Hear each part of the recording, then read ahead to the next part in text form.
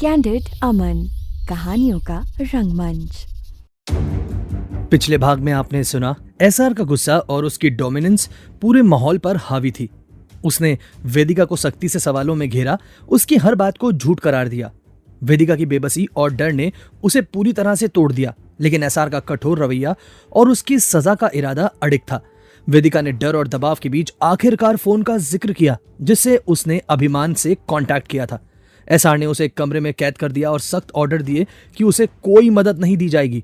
उसकी शर्त लेकिन सख्त हिदायतों पर हर किसी को वहां पर सहमा देने पर मजबूर कर दिया। दूसरी ओर कमरे में बंद वेदिका पूरी तरह से टूट चुकी थी।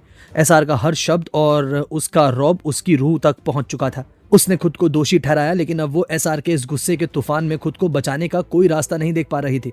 एसआर, जिसने वेदिका की हर सफाई को नकार दिया, अब अपने एक एम पर फोकस कर चुका था। उसकी नजरें उस फोन को पाने पर थी, जो उसकी बहन अंबर और अभिमान की साजिश के बारे में और राज खोल सकती थी।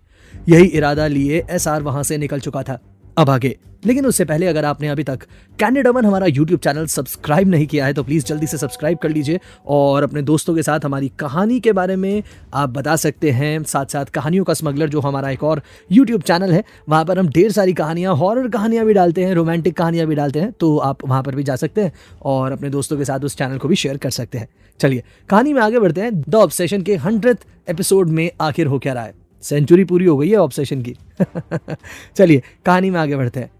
रूम का अंदर से दरवाजा बंद करते ही एसआर ने गहरी सांस ली और तुरंत वेदिका की बताई हुई जगह पर नजर डाली। उसकी आंखें खतरनाक तरीके से शेल्फ पर गड़ी हुई थी, जहां फोन छिपा हुआ था। उसने धीरे से बाथरोब और टाल्स हटाए और फोन को अपनी पकड़ में ले लिया। फोन को ऑन करते ही अभिमान के भेजे हुए मैसेज स्क्रीन पर चमकने लगे। एसआर ने हर एक मैसेज को ध्यान से पढ़ा। अभिमान ने साफ तौर पर वेदिका को एसआर को ड्रग देने की बात कही थी, और ये उसी शाम की बात थी जब वेदिका ने एसआर के लिए करवा चौथ का व्रत रखा था। एसआर की भौहें सिकुड़ गई। उसने फोन को कसकर पकड़ा और एक एक मैसेज को पढ़ता गया। तो ये प्लानिंग चल रही थी मेरे खिलाफ, उसने बुड़बुड़ाते हुए कहा। लेकिन जैसे ही उसने आगे पढ़ा, उसका गुस्सा और कंफ्यूजन बढ़ता गया। मैसेज में साफ लिखा था कि वेदिका ने ऐसा कुछ भी करने से इनकार कर दिया था। एसआर ने गुस्से में फोन को बेड पर फेंक दिया और अपने बालों को मुट्ठी में भर लिया। उसकी सांसें तेज हो गई। उसे समझ में नहीं आ रहा था कि किस पर भरोसा करे।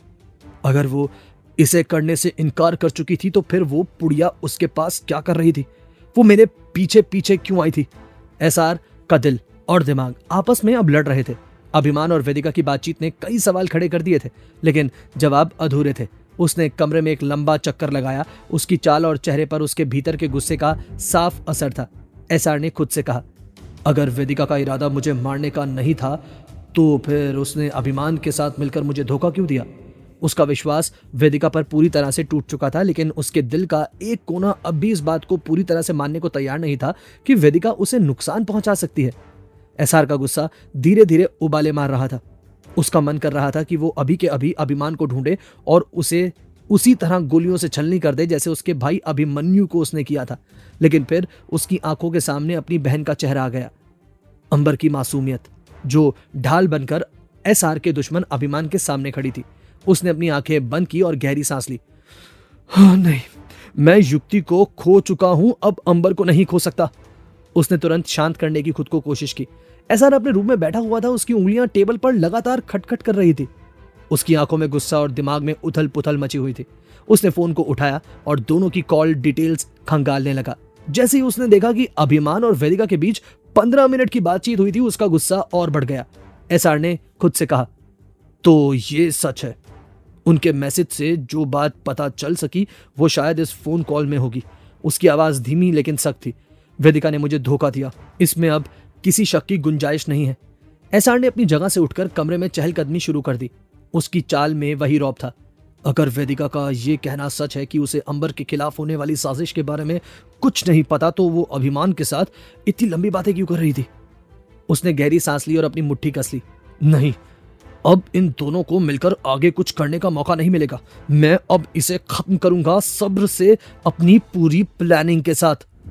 उसके दिमाग में अंबर का चेहरा उभर आया। उसकी मासूम बहन, जो उस रात उसके खिलाफ खड़ी हो गई थी। अभिमान ने उसे किस हद तक ब्रेन वॉश कर दिया होगा। वो अंबर जो हमेशा मेरे करीब रही, अब मेरे खिलाफ हो गई।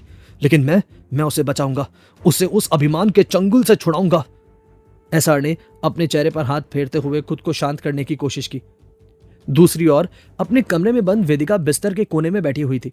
उसकी आंखें सूजी हुई थी, लेकिन अब उसके चेहरे पर आंसुओं की जगह एक अलग ही दृढ़ता दिखाई दे रही थी। उसने अपनी मुट्ठियां कस ली।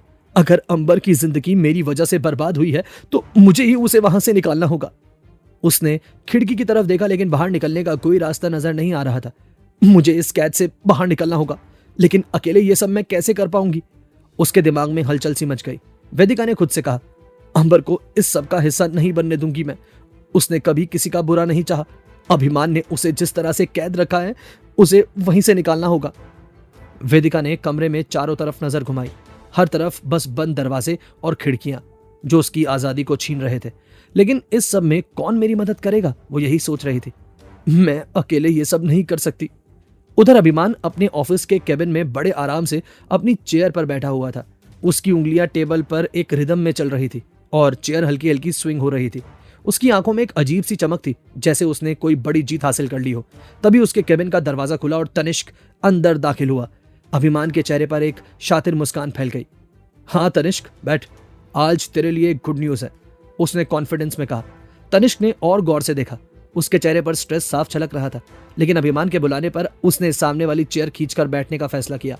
तनिष्क ने उसकी स्माइल पर शक जताते हुए कहा, बहुत दिनों बाद तुझे इस तरह से खुश देख रहा हूं, जरूर कोई बड़ी बात है। अभिमन्यु को होश आ गया क्या? अभिमान ने उसकी बात को हवा में उड़ाते हुए कहा, वो भी आ ही जाएगा, लेकिन फिलहाल बात दूसरी गुड न्यूज की है। तनिष्क का माथा ठनक गया। उसने झिझकते हुए कहा, कहीं ये वही तो नहीं जो मैं सोच रहा हूं? अभिमान ने उसकी बात पर मोहर लगाते हुए कहा, हाँ बिल्कुल वही। तुझे याद है ना, तूने ही कहा था कि एसआर की सबसे बड़ी कमजोर कड़ी उसकी बहन है।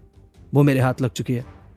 अभिमान ने अपनी कुर्सी से थोड़ा झुकते हुए अपनी शातिर मुस्कान के साथ कहा, मैंने अंबर से शादी कर ली है। अब अंबर अभिमान सिंह राठौड़ हो गई है। अभिमान की ये बात सुनने के बाद तनिष्क अपनी जगह से खड़ा हो गया। उसकी आंखों में हैरानी और गुस्से का अजीब सा मेल था। तू मजाक कर रहा है ना? उसने गुस्से में पूछा। अभिमान ने गंभीर होकर कहा, तुझे लगता है मैं इस मामले में मजाक करूंगा जब ये सब एसआर और मेरे बदले से जुड़ा हो? तनिष्क को जैसे काटो तो खून नहीं, वैसी सिचुएशन बन गई। वो हक्का बक्का खड़ा था। उसने पैरों तले जमीन खिसक चुकी ऐसा महसूस किया। उसकी आवाज भारी हो गई। मान, तूने अंबर को निशाना बनाया? वो लड़की तो इस सब में वो तो मासूम है यार। तू ये कैसे कर सकता अभिमान? अभिमान ने अपने चेहरे को वही सर्द लेकिन कॉन्फिडेंस से भरा लहजा बनाए रखे हुए कहा, मासूम? मासूम तो मेरा भाई था, लेकिन एसआर ने उसे अपनी गोली का निशाना बनाने से पहले एक बार भी नहीं सोचा। ये खेल अब पर्सनल हो चुका है तनिष्क, और मैंने सिर्फ वही किया है जो मुझे सही लगा। तनिष्क ने गुस्से में उसे घूरते हुए कहा, यह सही नहीं है अभिमान। अंबर को इस लड़ाई का हिस्सा बनाने की जरूरत नहीं थी। अभिमान ने उसकी बात को नजरअंदाज करते हुए कहा, अंबर अब मेरी बीवी है और एसआर के खिलाफ ये मेरी सबसे बड़ी जीत है। मुझे फर्क नहीं पड़ता कि ये सब सही है या गलत। ऑल आई नो इज कि मुझे एसआर को उसके घुटनों पर देखना था। तनिष्क का दिल टूट चुका था। वो अंबर से दिल दिल में प्यार करता था और अब उसकी शादी का सच सुनकर वो खुद को संभाल नहीं पा रहा था। उसकी आंखों में गुस्से और बेबसी के मिले जुले भाव थे। तनिष्क ने गुस्से में अभिमान से कहा, अभिमान तुझे ये सब बहुत महंगा पड़ेगा, और कहते के साथ ही वो दरवाजे की तरफ बढ़ गया। लेकिन अभिमान ने अपनी कुर्सी के पीछे झुकते हुए ठंडी हंसी के साथ कहा, महंगा? अब तो खेल बस शुरू हुआ है। तनिष्क जो दरवाजे की तरफ बढ़ा, उसके कदम अचानक से थम गए। उसकी सांसें तेज हो गई और उसके चेहरे पर गुस्से और नफरत का अजीब सा मेल था। उसने धीरे धीरे पलटकर अभिमान की तरफ देखा। उसकी आंखों में वो नफरत थी जो अब तक कभी नहीं दिखी थी। तनिष्क ने अभिमान को ललकारते हुए कहा, पहले तूने कहा था कि ये दोस्ती खत्म है अभिमान, लेकिन अब मैं कहता हूं ये दोस्ती सच में खत्म है। उसकी आवाज में एक ऐसा असर था जिसने अभिमान को भी पल भर के लिए चुप करा दिया। तनिष्क ने सख्त लहजे में कहा, अंबर, तूने मासूम अंबर को इस लड़ाई में घसीटा? तुझे जरा भी शर्म नहीं आई अभिमान? उसकी मुट्ठियां कस चुकी थी और उसके शब्द सीधे अभिमान के अहंकार पर वार कर रहे थे। अभिमान ने अपनी कुर्सी से थोड़ा झुकते हुए अपने चिर परिचित अंदाज में कहा, शर्म? तनिष्क, तुझे लगता है कि इस खेल में शर्म के लिए कोई जगह है? ये मेरी और एसआर की लड़ाई है और अब मैं इसे अपनी शर्तों पर लड़ूंगा। अंबर अब मेरी है और एसआर को उसकी कमजोरी के हर पल का एहसास कराना मेरा मकसद है। तनिष्क ने अपने गुस्से को और नहीं रोका। उसने एक कदम आगे बढ़ाकर कहा, तुझे लगता है कि तू जीत गया क्योंकि तूने अंबर से शादी कर ली? हाँ, लेकिन सुन ले, मैं तुझे अंबर की जिंदगी बर्बाद करने नहीं दूंगा। अगर तुझे लगता है कि तेरी ये शादी मुझे रोक सकती है तो भूल जा। अब इस नफरत की कहानी को अंजाम मैं दूंगा और अंबर को इसका हिस्सा मैं नहीं बनने दूंगा। अभिमान ने अपनी कुर्सी पर पीठ टिकाई और एक सर्द हंसी के साथ कहा, तेरे शब्दों से मैं डर जाऊंगा क्या तनिष्क? तू और क्या कर लेगा? तुझे पता है ना मेरे खिलाफ खड़े होने का क्या अंजाम हो सकता है? तनिष्क ने गहरी सांस ली और उसकी तरफ झुकते हुए कहा, तेरी ये सोच, तेरी ये चालें और तेरा ये घमंड मैं सब तोड़ दूंगा। और ये मैं तेरे लिए नहीं अंबर के लिए कर रहा हूं।